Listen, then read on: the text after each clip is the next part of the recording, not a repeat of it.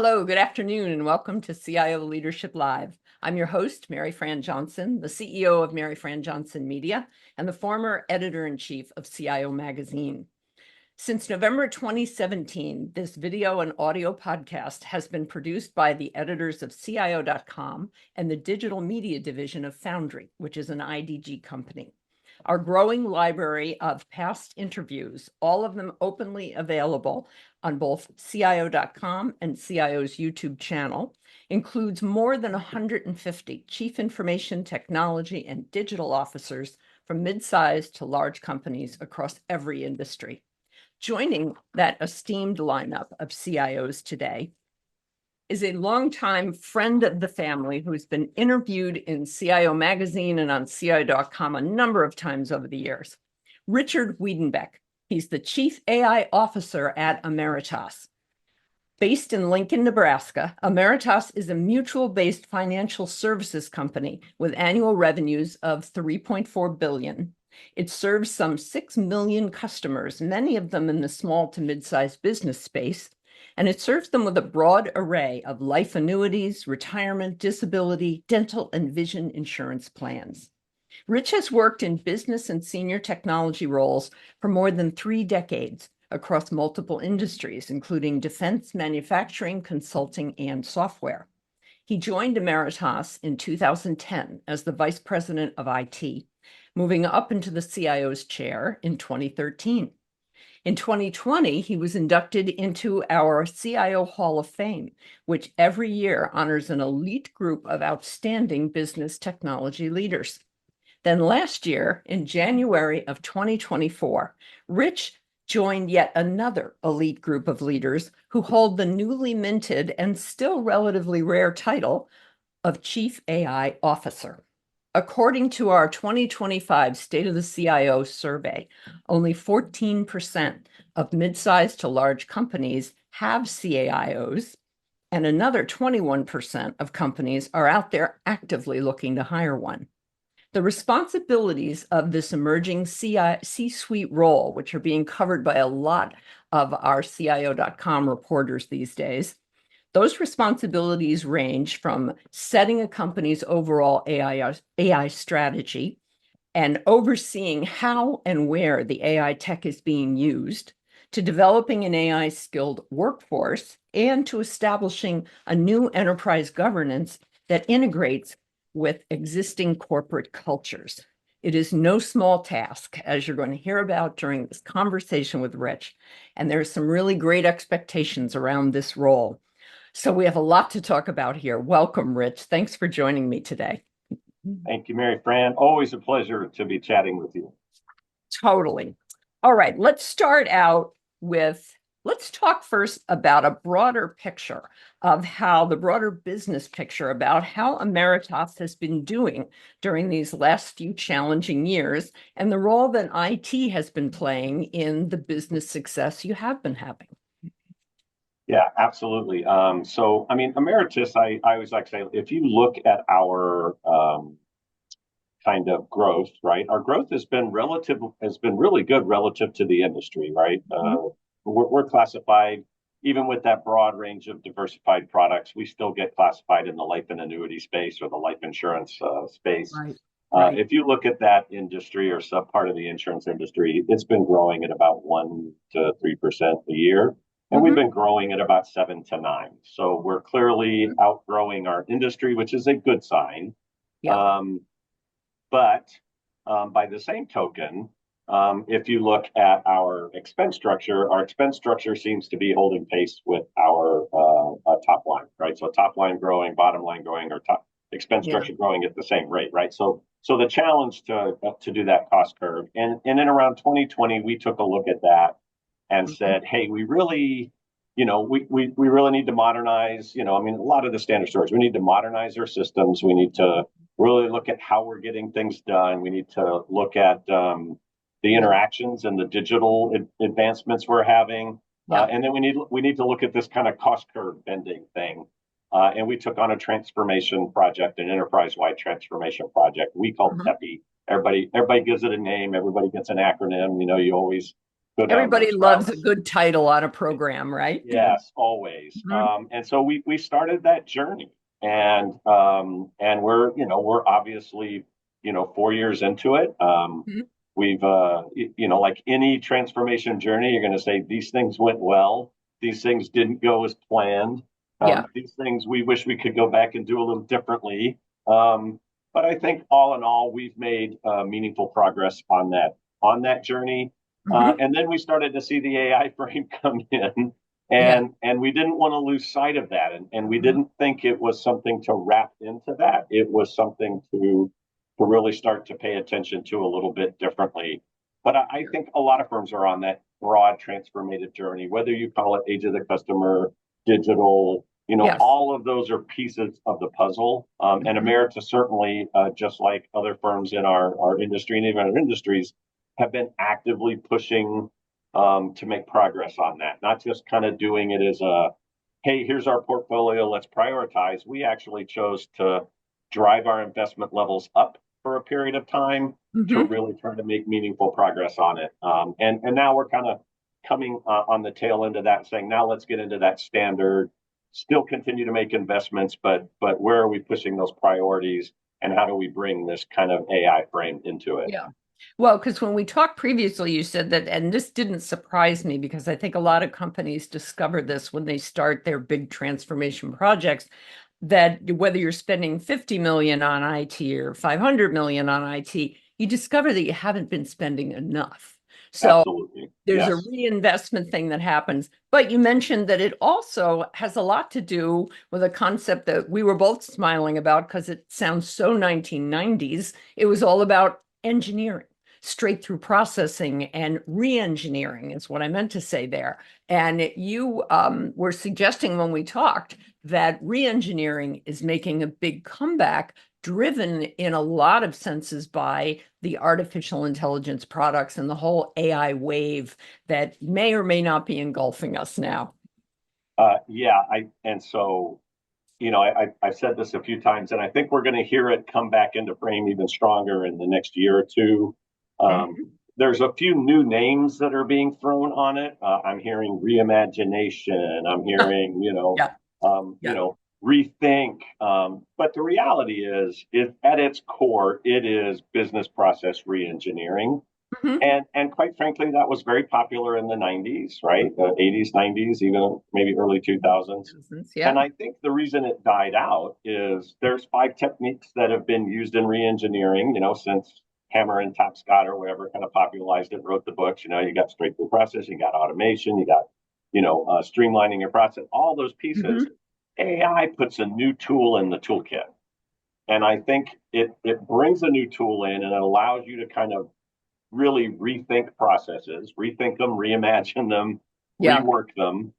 And so I think we're going to see this emergence of the value that you can get now, and a kind of a revisit of that kind of reengineering frame, because Mhm. that's the way you're truly going to get what I would call that exponential lift on your cost structure, on your ability to get things done, on your speed, and I think in some ways quality. I think AI is going to bring a quality play, right? It can pay attention to things across a vast amount of knowledge and bring those into a specific a transaction frame.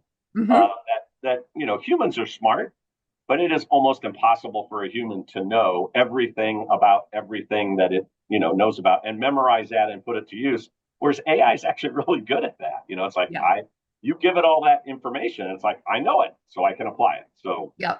I think Well, it's and going to do it's that. interesting too. I think that of all the different technologies that end up being brought to bear on business reengineering and business reinventing and, whatever buzzword of the day we want to call it, AI is unusual in several ways that I know we're going to be talking about more, but it's very unusual as I've been watching this. I've been involved in the IT industry for 30 plus years, as you have.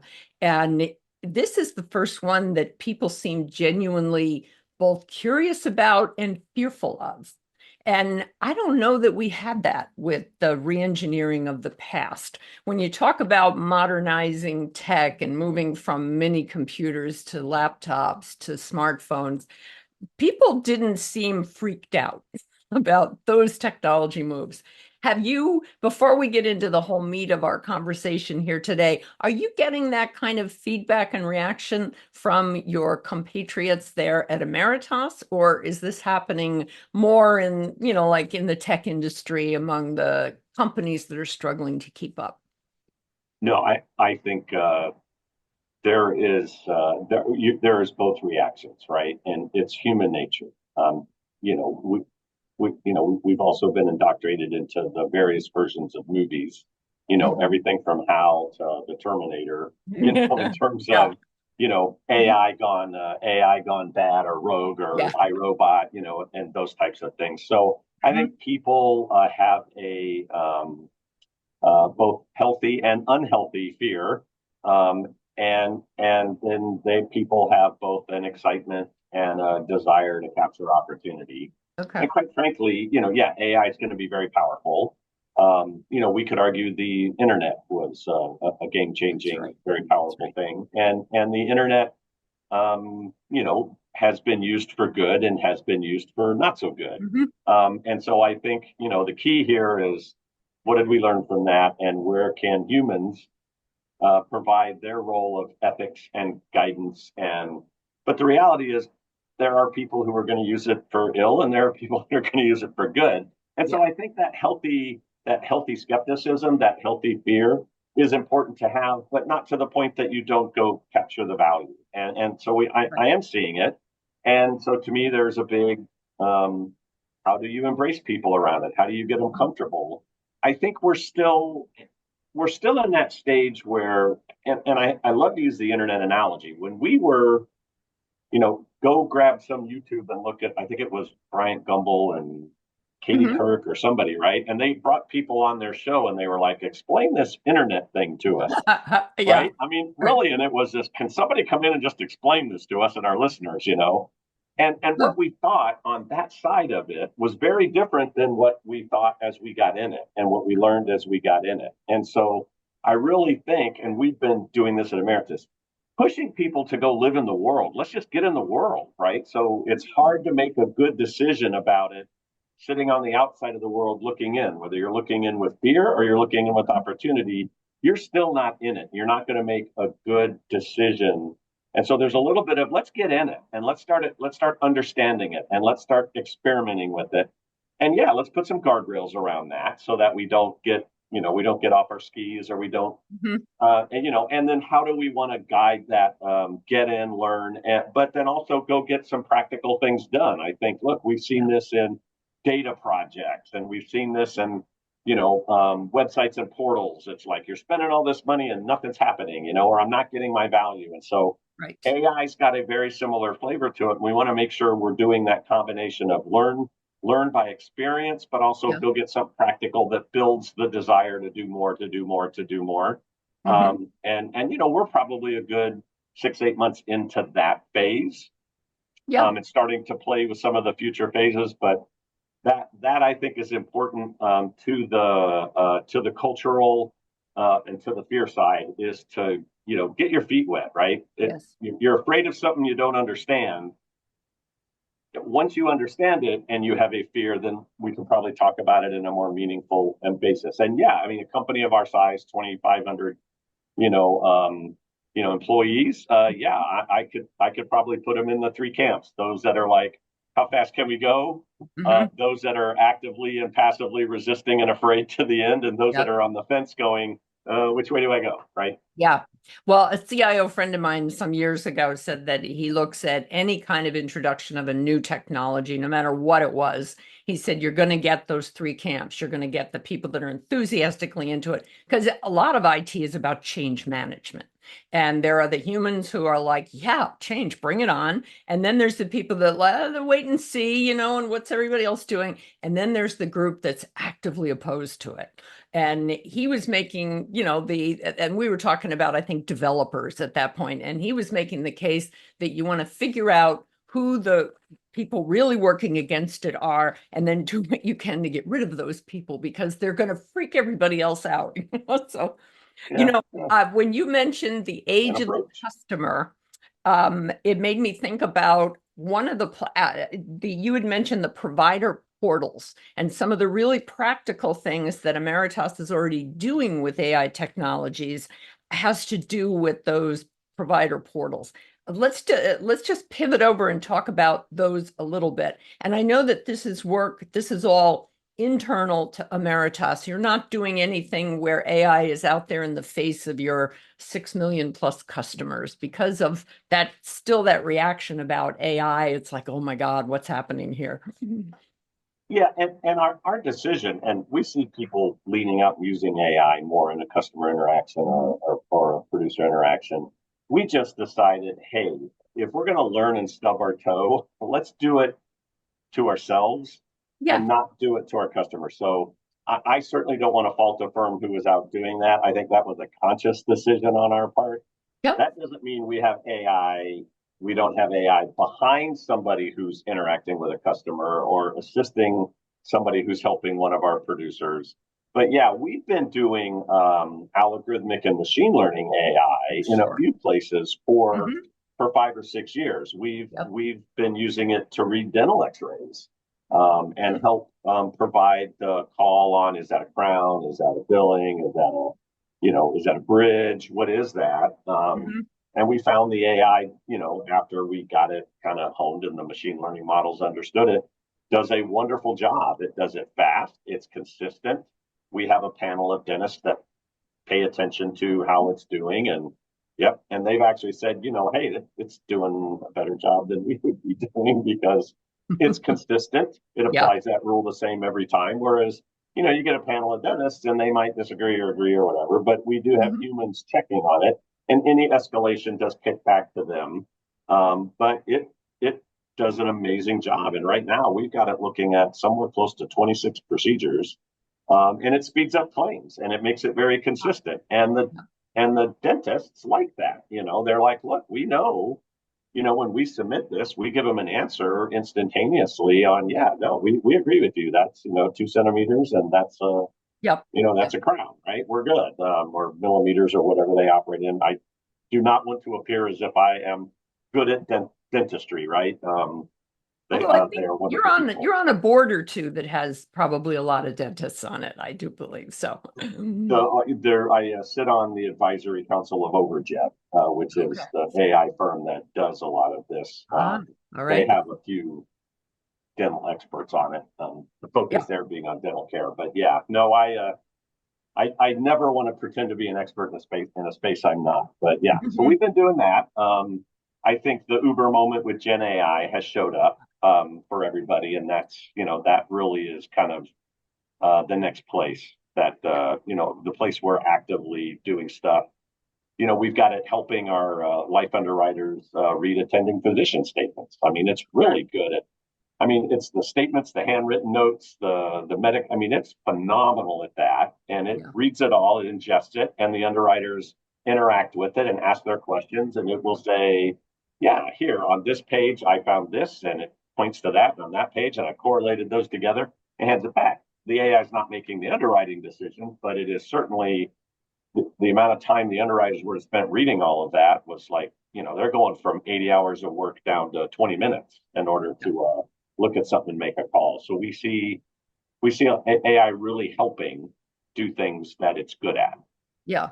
Do you find, I know you had mentioned also when we talked earlier that you have AI processes, perhaps it's probably machine learning processes, helping out with the contact center, like when people call and contact either through chatbots or through the telephone and they get in touch with Ameritas, that you have them, is that where they're mining for the right answers and the information and delivering that?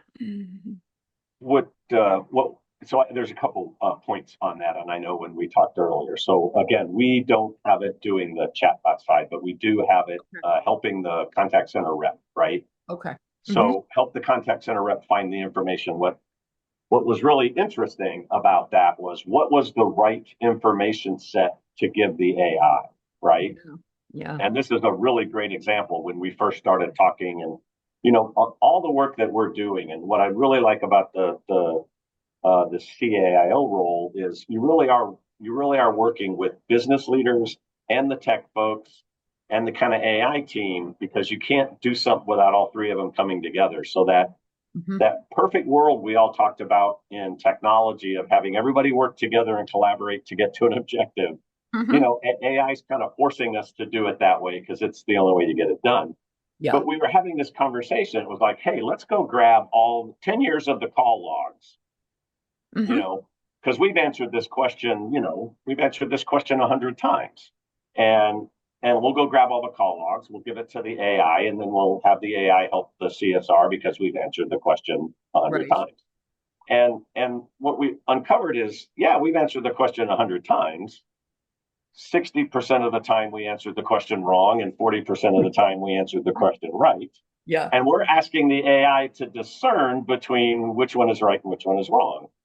So we had to back up and say, wait a minute, that's the wrong information set, right? That's not the information set the AI needs. The AI needs the information set of what is the right answer. Yes. And we said, so that's the admin memos and the policy docs and the things that are the truth. Give it that. And then when the CSR asks the AI is going to say, well, according to, the way this thing is supposed to work, according to the policy, this is the answer to that question.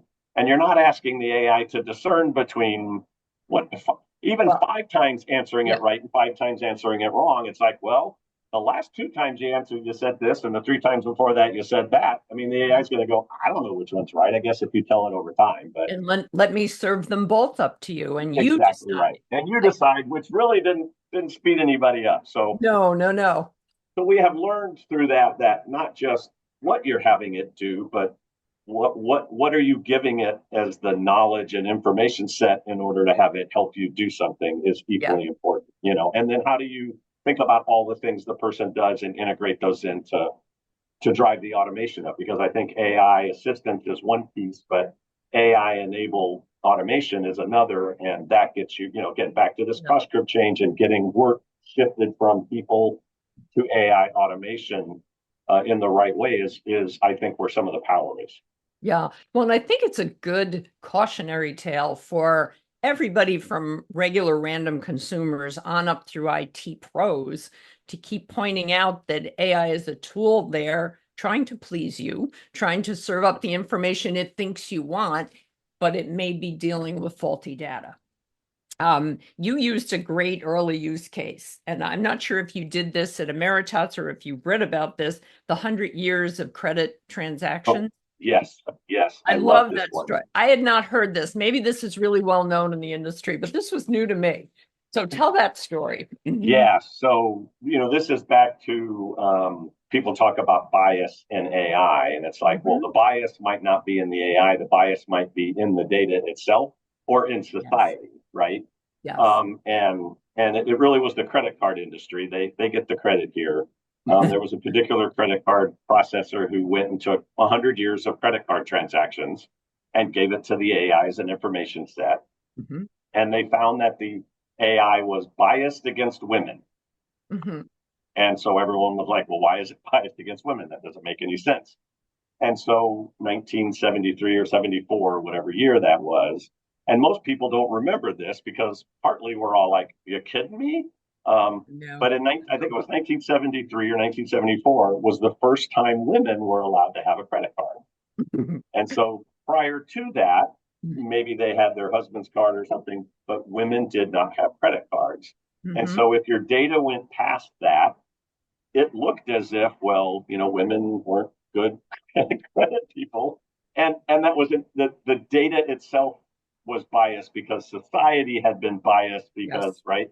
So they found, hey, we probably can't use 100 years worth of data. Even if we want to, we need to use 50, 50 is going to have to be good enough because 50 is more representative. In fact, they had to pull that up even more because in the first few years, it wasn't like every woman ran out and got a credit card overnight. So, there was this peak up.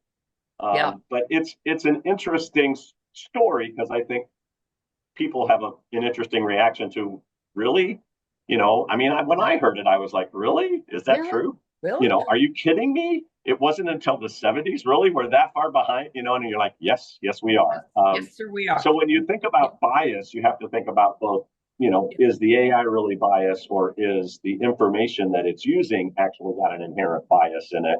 and you want to make sure you're paying attention to getting that, that's not the bias that you want to be driving your AI to help you. Right. Well, and you probably you and I are a similar baby boomer generation. You probably remember when if you traveled, you had traveler's checks. Do you remember those? Yes, I Remember do. those? You had to go to you Yes. went to the bank, they made sure you had enough money, and they gave you a bunch of checks that you could write. And they were basically like having $100 bill. I know. Don't And leave I'm home running without it. around on my smartwatch now. I have like a little thing, it's my MasterCard's on there. And I Right. just like put it up against the machine. And I can imagine when millennials and Gen X or well, Gen Z find out and they're like, you did what? Yeah. Because why? Let me see. I want to pivot over to the kind of tech architecture that Ameritas is either settling on or experimenting with for your AI production. I know you've got large language models underway, multiple large language models, and agentic AI is also in the game. So, kind of give us an idea what the tech architecture producing this is now. Yeah, and I think the good news is there were firms ahead of us, and we paid attention, right, of what Yeah. they had learned. Yes. Um, and I think one of the first learnings was build a multiple LLM architecture. Yeah. And I think the second lesson was make your LLM the smartest it could possibly be, because it just make sure it's as intelligent as possible. And then I think the third piece is, and then give it the information sets to know you, because if Uh-huh. you're not doing that, then that makes no sense to have an in-house version. Just use, ChatGPT or Claude or whatever, Mm-hmm. Gemini, whatever's out there. So I mean, I would look at it as you kind of got the three layers. You've got your LLM and your model layer, and Mm-hmm. what you are giving it as information sets. You've kind of got your interaction layer, your RAGs, your interpretations, your pieces like that, and that's kind of the Gen AI side of the coin. We're also Okay. looking at because this is the next new place we're going. What I would call an agentic AI system that works with the Gen AI, Okay. understands the data, works with the Gen AI because, and we've heard it. Look, there's AI agents and there's agentic AI. I think those definitions are still playing out. But the difference is an AI agent is just an automated AI that's off doing a task, and it's usually very task oriented. I know how to plan. I know how to schedule. I know how to do this. Yeah. Agentic AI is how I string all that together with workflow in order to actually emulate human work, right? So can I get agentic AI to act like a BA? Can I get agentic AI to act like an expense analyst? And we talk to a lot of firms. We're trying to not go just use AI to help IT. We want to go use AI to help real business functions. Right. Can I teach AI to act like a CSR in my back office, a customer Mm-hmm. service rep or a back office rep? And can I Right. teach it how to do the job and have it ask the questions? And then, okay, once it knows how to do that job, I can replicate that. And Yeah. you almost end up with this army of little AI, agentic AIs, and people working together.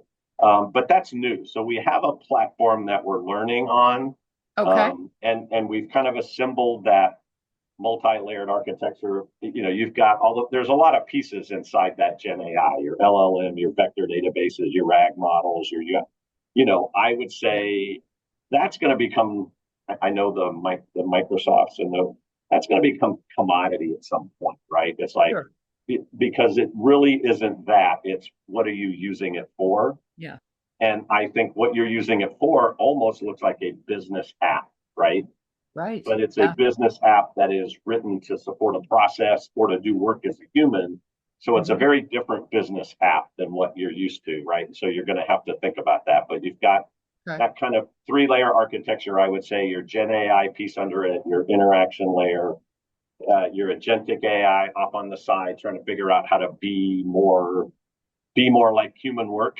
Yeah. And then, what are you actually using it to do is kind of your business process layer, your business app layer. Right. I'm I know I'm the CAIO, but if you said, "Oh, Rich, which vector database are you using, and how are you synthesizing that data?" I'm going to be like, I got some really smart people on my team, and they actually get up every day and make sure we do that right. Yeah. But Yeah. I would say, in general, and I've heard a lot of firms are taking this kind of tiered architectural. Okay. Um, I need an LLM that's smart about this to use it in this business process. I need an LLM Mhm. that's smart about that. So I see people doing a combination of large language models and small language models. I Yeah. don't know if that flushes out at some point. It just becomes the biggest, best large language model, and it's just smart about everything. Or do you still need the specialties? But we build an architecture that allows us to have that flexibility so that we can Mhm. navigate that until I would say that final answer reveals itself in the marketplace. All the truth will be revealed. This reminds me of years ago we had I think it was the CIO at General Motors or General Electric, one of the big generals, was on stage and we asked him, well, you've been talking about your transformation journey and it's a great big transformation. And when are you going to be done with transformation? And he laughed and he said, "You're never done with transformation because the minute you stop, everybody else gains on you and you're dead in the water." Um, do you think we're going to end up with a lot of different AI types and approaches that, again, CIOs, CAIOs, maybe chief data officers are going to be responsible for making it all work together and integrating it? I remember Charlie Feld, one of the most famous CIOs, probably, and he was in one of our original CIO Hall of Fames. He pointed out that CIO often meant chief integration officer because you had to essentially negotiate between all the different pieces that the tech vendors were selling you.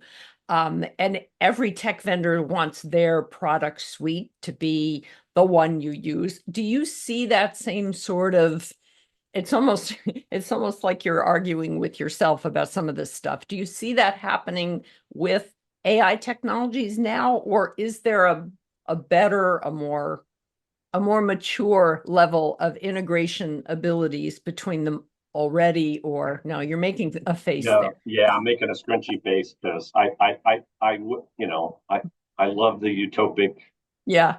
And dream, and right? you've got a bridge to sell me in Manhattan, right? I mean, And that's you just want, I mean, we want it. We all want it, which is why we listen to the vendors because they come in selling their that they've got the solution to everything. their roadmaps. Yeah, on a practical basis, right? And I would say, just like you and I talked about, that answer is probably still revealing itself. Okay. I think you've got the big, we'll call it LLM folks, OpenAI, Anthropic, AWS's Bard, Google's Mhm. Gemini. They're they're trying to set out a basis, and they're moving into the agentic side. You have a lot of the data science products and the data management toolkits that were a little AI, and they're moving into that. I think everyone's moving into this AI agent, this agentic AI space, and they're all offering, "It's me, come to me, and I will get you there." Yeah. So I think there's a little bit of that answer will reveal itself, and where are you placing your bet, and how are you setting yourself up so that you have the flexibility to pivot if it changes. You're Mhm. not in such a vendor lock-in spot that you can't. You're basically going to spend the Right. same amount of money to just go sideways. Yeah. Um, Mhm. so you know we're seeing that, and when I talk to other folks, I think we're seeing the same thing. Everybody's trying to figure out how do I navigate that. Um, Gen AI is settling down a little bit, but there's a couple layerings in there that you're trying to work through. Um, Mm. so I guess the answer is yeah. I don't see the world of master integrator going away anytime soon. Okay. Whether you're a CIO, A chief a AI chief officer. Yeah. AI Mhm. officer, a chief transformation officer. I mean, all those titles Right. are out there, and you got to get in and do it. I think the hard part is we're moving into a world where the business process that we are enabling Yeah. with a combination of AI, automation, and underlying systemic tools is now got a level of how do we monitor it? How do we pay attention to it? How do we understand it?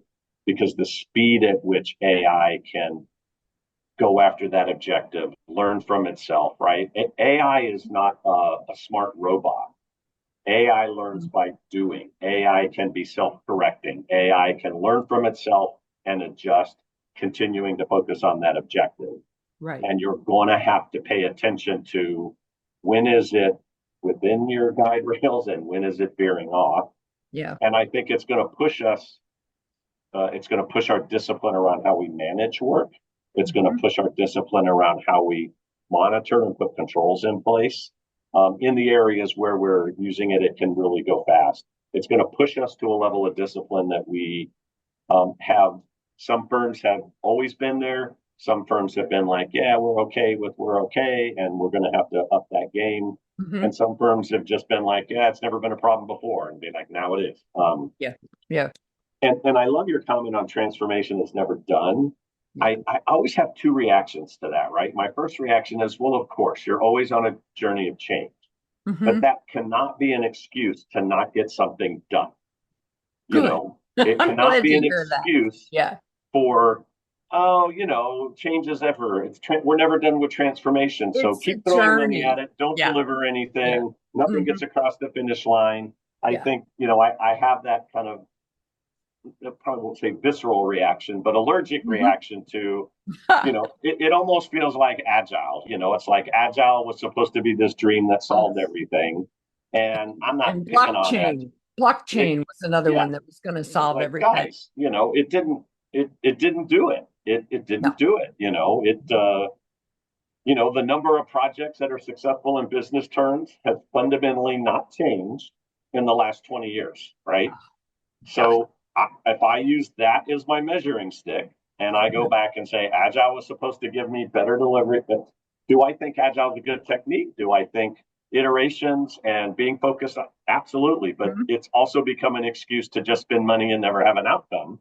And I Yes. think, okay, so you ended up with both versions and your net score of did these things actually deliver Mm-hmm. the number of initiatives that fail is the same number, right? Yeah. So Yeah. I don't know. I know. I mean, I think we've done at CIO magazine, which was in print until 2015, and then we went to CIO.com, so it's been online since then.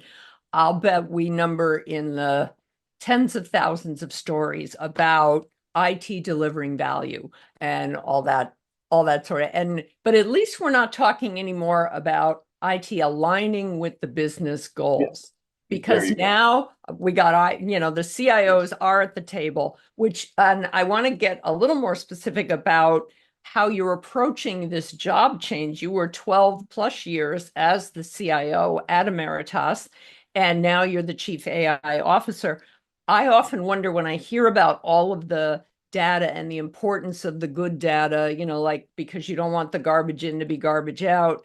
Why are chief data officers not the natural candidates for the chief AI officer? And I know you have an opinion on this, so I'm challenging you to share it. I have an opinion. I don't know how popular I'm going to be after I share that opinion, It's okay. but I have an opinion. All right. Mhm. So, one, I think chief data officers have always struggled with how do I go show value? Okay. And I think it's always been about, well, it's all about wrestling the data and making the data as an asset and getting right. And and that's the right discussion. It's just the value has never been about the data. The value has always been about what is the business outcome that I'm trying to Give me the achieve, outcome. right? Yeah. And it usually doesn't happen by data alone. Uh, it happens by insights and analytics. It happens by Mhm. automation. It happens by algorithms. It happens by systems. It happens by process. So I think the reason that that's not happening is, and I don't want to pick on, I mean, I know some really good chief data officers that look like business people. This is going to get back to the evolution of the CIO, right? The CIO earned a seat at the table by starting to actually have a business dialogue, by starting to have an outcome dialogue, by Yes. starting to say, I'm focused on achieving business success and I understand how we bring technology into that frame. Right. And I think chief data officers are either early in that journey or have struggled to emulate that, right? And we know, look, I know CIOs that are still in the cost bucket and all of that, but way more of them are now, right? Like you said, we're not having this business alignment conversation. So I think it really is that issue of, look, you're focused on the data, and that's the wrong focus, right? The focus, and a lot of them will say, I've got business cases and use cases, and I'm driving value, but you're really the lens is, I think, too narrow of a lens, and so it's. I think it's both hard to win from that seat, and it's hard to have people look at you and say, you're a business leader, right? I mean, the conversation that we had around me in this role was they were like, look, it wasn't just that you were a CIO, you were a business leader who ran IT, and we need a business leader here who understands tech, business, right? And a collaborative culture. Collaborative culture, and this is going to be about transforming the workforce on top of that. So how we need to bring all that together. We cannot lose sight of that. And hey, to all my CIO colleagues, who I still feel I'm in the camp with, one of my comments was, as I step into this role, I do not want to become the bad actor that I spent 13 years trying to make sure didn't show up in the business. So I am trying shadow IT. You don't want to be desperately trying to not be that individual, right?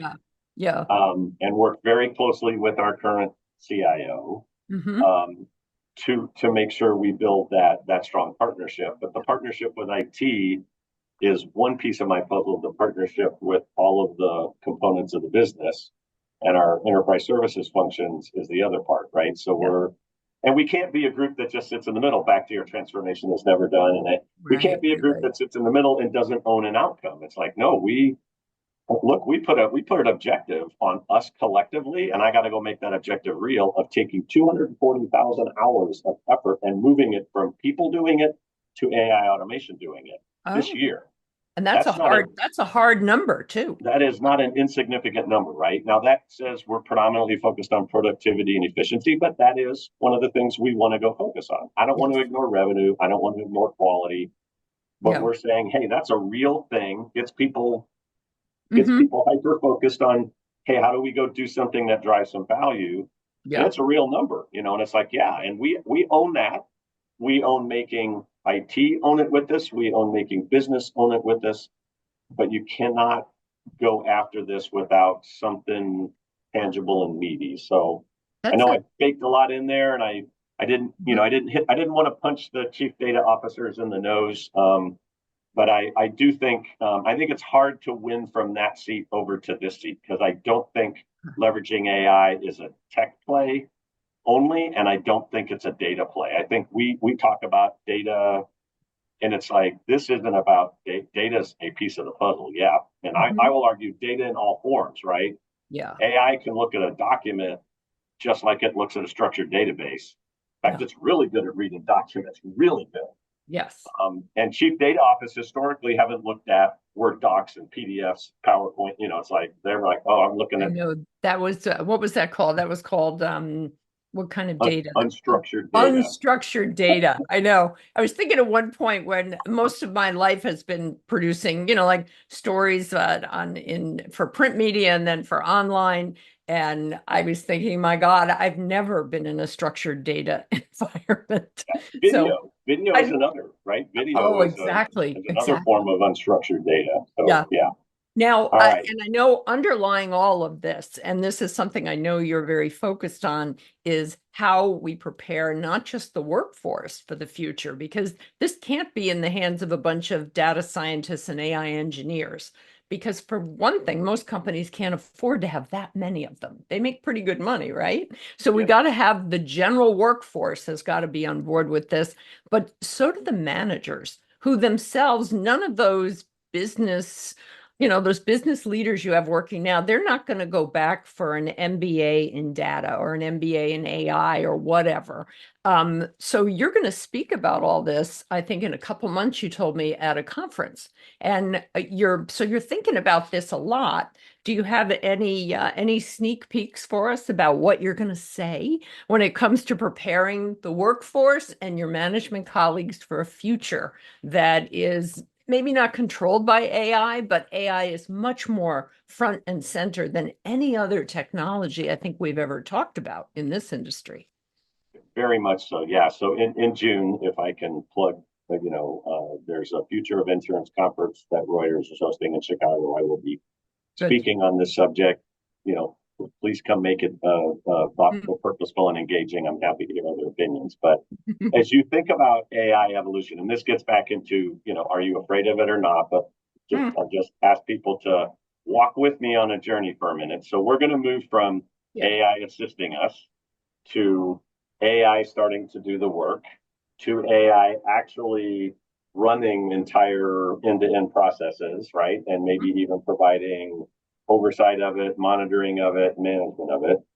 So, all right, so if that's the journey we're on, then let's think about how the workforce starts to evolve. And AI is really, really good at intelligence and knowledge, right? And it's actually good at stringing together, AI doesn't learn by being trained anymore. AI learns by doing.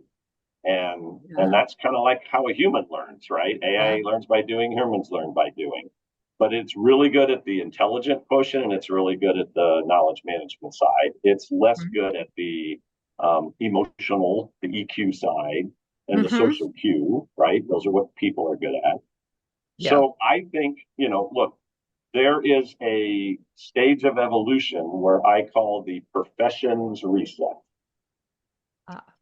where we are going to have to let go of our profession identity and move to a higher valued enabler, right? So you're no longer a developer, you're a technology enabler. You're no longer an expense analyst, you're a finance and accounting enabler, right?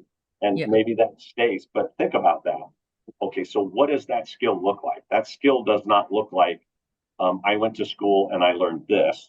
Right. It looks like I have to work across that. I have to have more critical thinking. I have to have more end-to-end process. I have to have, how do I use the tech and understand? I got to have a broader understanding of that.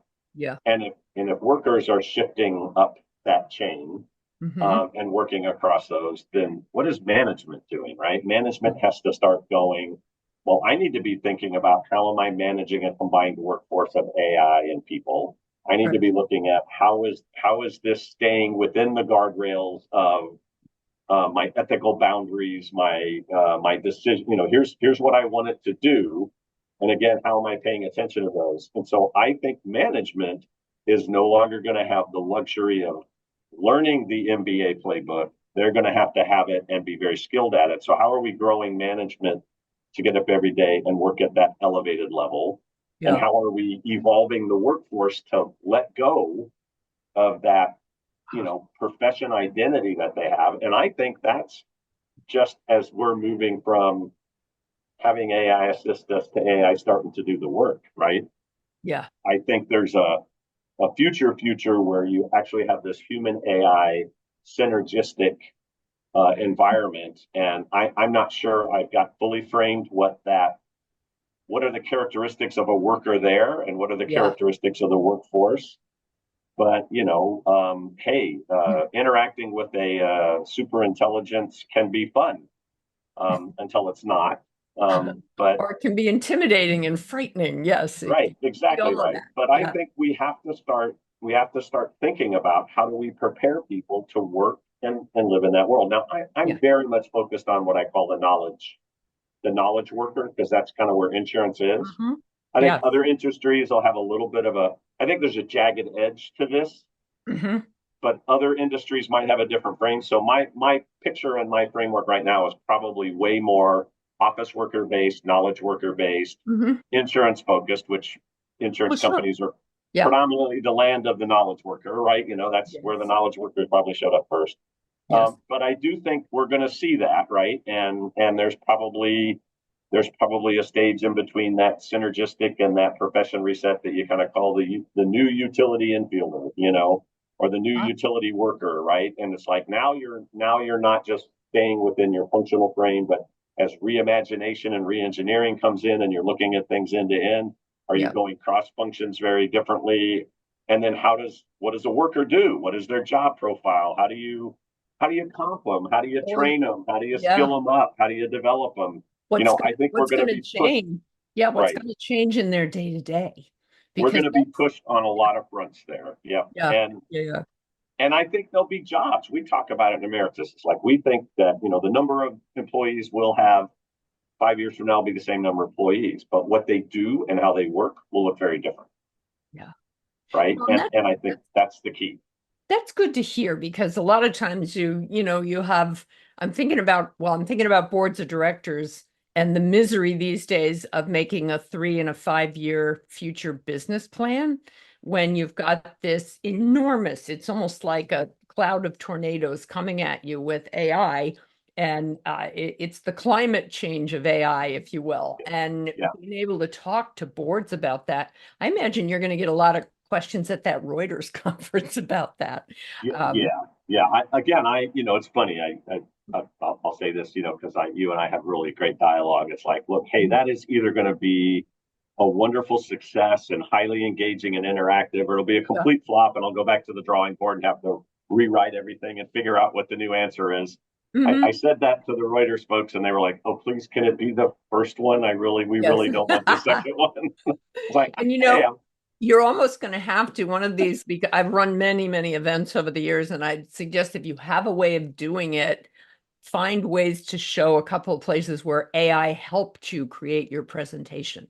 I'll bet you're all over that. I mean, oh you're yeah, very I experienced. use it every day. I mean, I There you use it go. every day.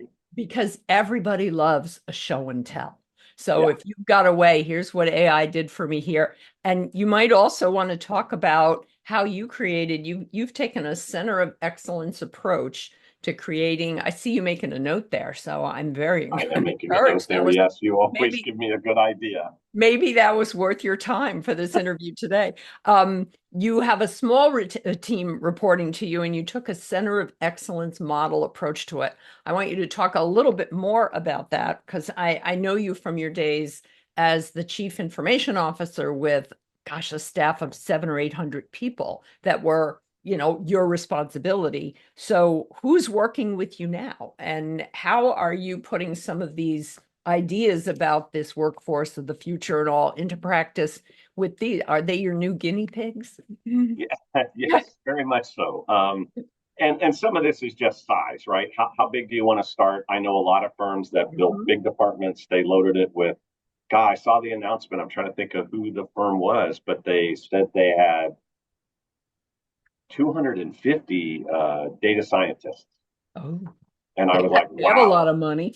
Yeah, that's a big investment. That's a huge investment. that's a huge Now, HR my budget. question Yeah. was, are you because we've kind of said, look, data science feels a little bit specific right now, and we wanted to say we think it's more of an AI consultant or AI engineering job. But Mhm. again, relative to our size, we wanted to we didn't want to overload our cost structure before we could prove value. Right. So we did take what I would call a center of excellence. How do we get a group of people that know how to understand the AI, help you use the AI, and start to put it to use? Mhm. And we kind of call those AI engineers, or AI consultants, AI engineers.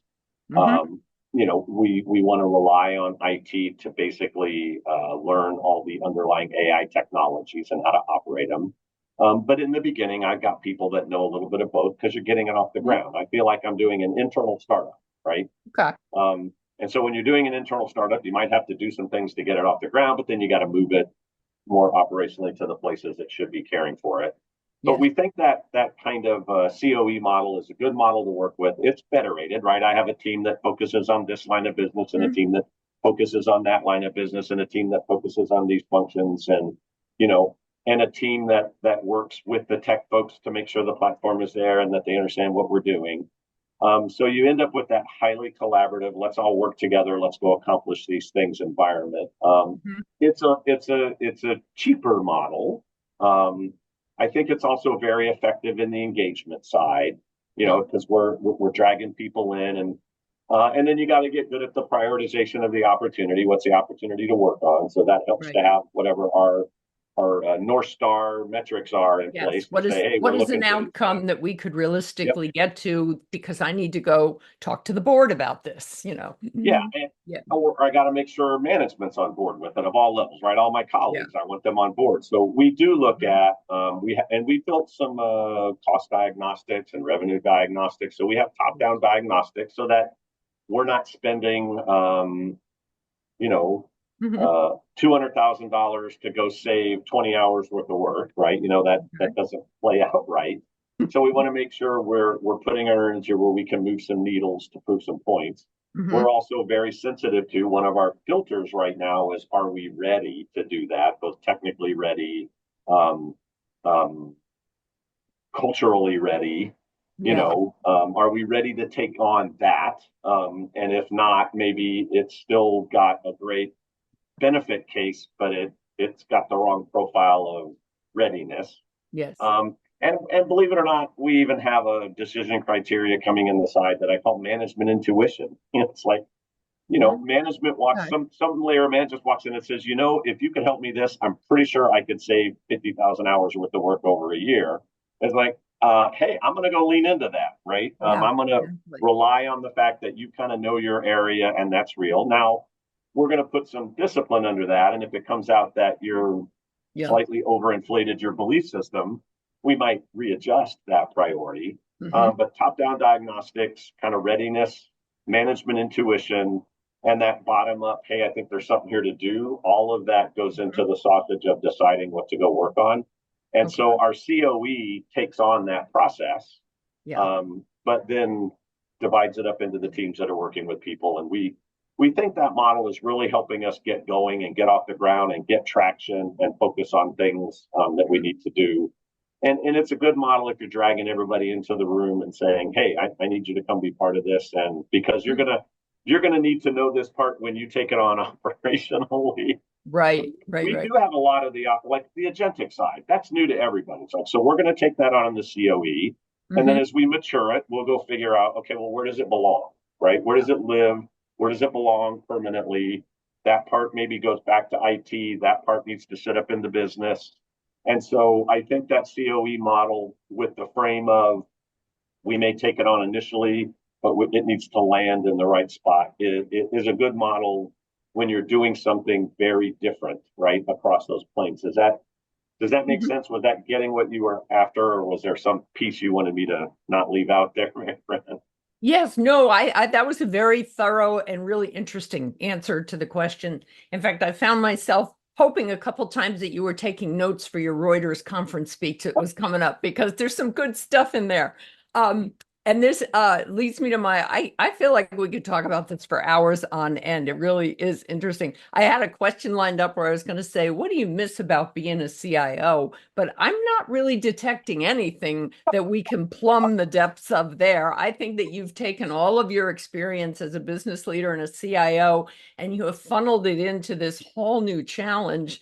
And it can't hurt that you've been there for 12 years and they know you. And, I mean, I Yeah, noticed too that your successor in the CIO role has also been with the company for 9 or 10 years. yes, And yes. I have developed a real admiration over time for companies that value the experience of executives that have been there a while. I remember years ago, we tried doing a cover story at CIO Magazine about long tenure CIOs. And we had a heck of a time finding anybody that was in the role for more than 5 years. And, when you're there for a while and really enjoying yourself and you've got all that trust going, it's kind of hard to imagine a chief AI officer, some brand newbie coming into the company and being able to get all this collaboration and so forth together. So, It it would certainly make it harder. I think, yeah. I think there's two versions of long tenure, right? There's Mhm. Mm. the There's lifer lifers. version, Yeah. right? And then there's the career, right? I built a Yeah. career off of delivering value, providing success, and showing that I can pick up a challenge and do it. Hmm. And then I understand enough of the company to maybe get that moving a little quicker, right? I think you can come Right. from the Outside, it's harder because you got to figure out and navigate the culture and build the relationships and work through it. Hmm. I will throw this in, and you said no. I don't miss being this CIO. I loved it. What I can tell you that I definitely do not miss is the burden of the run.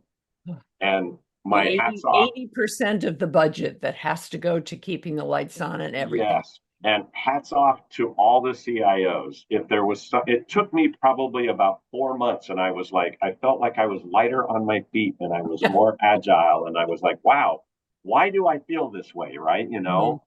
And it dawned on me that I don't have the burden of the run Yeah. that every CIO has. Every CIO, and it is part of the job, and it is part Mhm. of learning that job, and you got to own it. That is part of Yeah. that job. Yeah. But it is a big burden on every CIO, and you can't take it away from them. It is their job. Yeah. But Yeah. I don't have it, and so yeah, when you see this little pep in my step, it's like yeah, and do I appreciate that my successor does have that and has taken that on? Absolutely. Yeah. Yeah. No, I, Yeah. I bring him all of my run problems every day. There you go. And you Hey, guess promise what? not to become a shadow IT And I problem for and him. I promised I will not become the version that I didn't want to Yeah. have. So I think those two things certainly keep me in the good graces of the new Hmm. CIO, who it was also with us for a while. He Yes. was part of my org, and Hmm. and I think we'll do great things. We'll do great things I didn't do, because that's what you want. You want someone who's going to take it to the next level, do something different, go where it needs to go. And And he'll I got enable you to do some of the things you want to do with the AI absolutely, yeah. technology. I feel like, he's got the hard job of he's got to go cut a whole different path, but not throw me under the bus in the process, right? Which is funny. Right. Right. And that's tough because it's easy when somebody's gone to say, well, that was all their fault. Yeah, It's I like, know exactly. envelope number one, blame your predecessor, right? Yeah. Yeah, I And know. again, Mhm. people don't, again, there's great CIOs who don't do that anyway, but That's right. sometimes it's real. You should. Hmm. I know. And sometimes it's great to be able to say, well, God, I don't want to say the previous CIO was an Right. idiot, but and Right. Right. he But can't really get away with that because you'll find out about it. well, and the problem with long tenured is, well, you were part of the org, so you can throw it on me, but Right. you were there too, so you got, we both own it, right? And it's Yeah. like you Yeah. own the sins of the past, Mhm. whether you created them or not, and you have to be honest about them. But Yeah. Yeah. I always have this other frame: future good doesn't have to equal past bad, Good. Hmm. right? You Exactly. could say there's just a better way to go do this. It doesn't mean what you were doing in the past was wrong or bad. It just means there's a better way. So let's just go do the better way Yeah. Let's and let's let try go of that. this. Yeah. Yeah, let Hmm. go of that. And I use that phrase a lot. Future good does not equal past bad.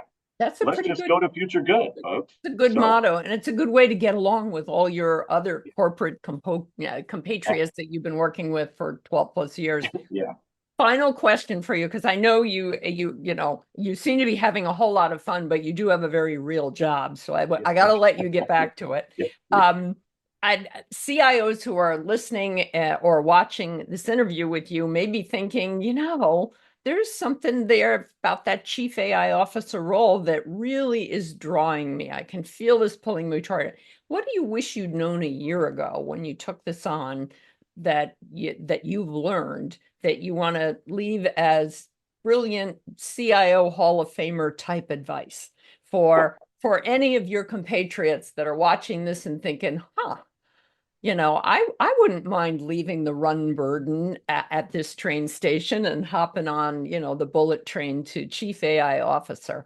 What would you recommend to them?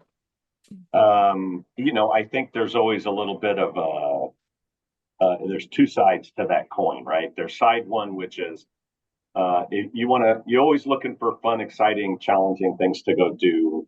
This clearly has that written all over it. Yeah. But I don't care how big your company is, Mhm. it does have a little bit of that startup feel. Yeah. And so my words of advice would be if you're not willing to roll your sleeves up and get in and get your hands dirty and do the trudge through the mud, don't take it on, right? Because this is not, to me, this is not a, because think about it, I'm a little COE, right? Yeah. And I came from, I do miss having 800 people that I can say, shoot, I can find a way to get that done, right? Please go see to this. Yeah, you don't Yes. have as much of that. And so that it's both sides of that, right? It's the, Yeah. yes, there's this fun, exciting thing, but be prepared. And if that's what you want, I always tell people, look, if you're looking for that kind of work, this is an awesome role for that, right? It is roll your sleeves up, get in, solve problems in ways that are very creative, work to operate at 10x the speed you were operating before, right? You're going to have to crank that speed dial up. At whatever it was in your firm, you're going to have to push on that envelope. I had one of the SVPs in the company actually said to me, I took the rod. They said, Rich, if you operate at Ameritas speed, you fail. You need to go, 3x, 4x our normal speed. You have to keep pushing our speed dial. And I know you want to do that. So I would say it's fun, exciting work, but be prepared to roll your sleeves up, get dirty, get in the weeds, do the hard work.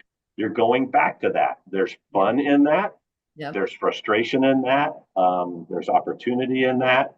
But it's both. It is not just a one-sided, I got this cool title and look at me. And to your point, I'm getting a lot of airplay. I'm talking to a lot of people, but you're absolutely right. This is, whatever time we took is an extra hour I'm going to spend at the end of the day to make sure I get my stuff done, because we've got to keep moving and we got to do it. And I would tell people just, eyes wide open, right? Go into it knowing you've got both of those at your disposal. But boy, never be afraid to take on a new challenge, right?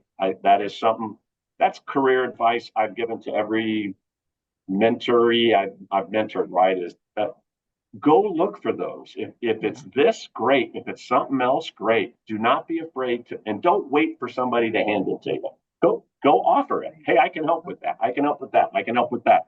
No, that's not in my wheelhouse, but I know how to go do it. I can help with that. Those are the things that I tell people, go do. And when you go do enough of those, somebody will walk up one day and say, I'd really like you to come do this for me. Anyway, so if I can offer my sageness with the gray hair that's starting to show up, there it is. It's probably too many platitudes, Maryfran, but I really think those things are real. And that's what I would offer up. Good. Well, it's been a lot of really great specific info and a lot of wonderful examples in your kind of characteristic good humor. So it's always fun to talk to you, Rich. And I'm glad you're enjoying yourself out there in Nebraska. I hope there's no tornadoes coming into your neighborhood. I think of that entire Midwest area as constantly having tornadoes. Big winter storm coming tonight. So we're there you go. All right. 70 degrees today, winter storm tonight. It'll be 60 in another day or two. It's just spring. Welcome to the Midwest. Spring. That's right. Yes. Well, batten down the hatches and get working on that Reuters conference presentation. And I am looking forward to reading and hearing more about that. So thank you so much for joining me here today.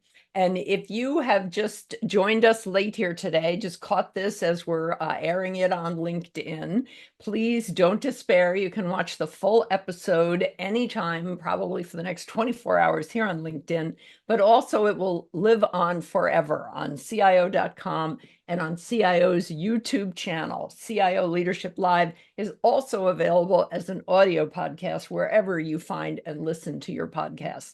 I hope you enjoyed today's conversation with Chief AI Officer Rich Wiedenbeck of Ameritas, even half as much as I obviously did. And if you want to be sure that you don't miss any of our future shows, please take a moment to subscribe to CIO's YouTube channel, and you can find more than 150 previous episodes of CIO Leadership Live, along with several international editions of our podcast that has spun out featuring CIOs from Canada, India, the Middle East, New Zealand, and Australia. Thanks so much for tuning in today, and we'll see you here next time.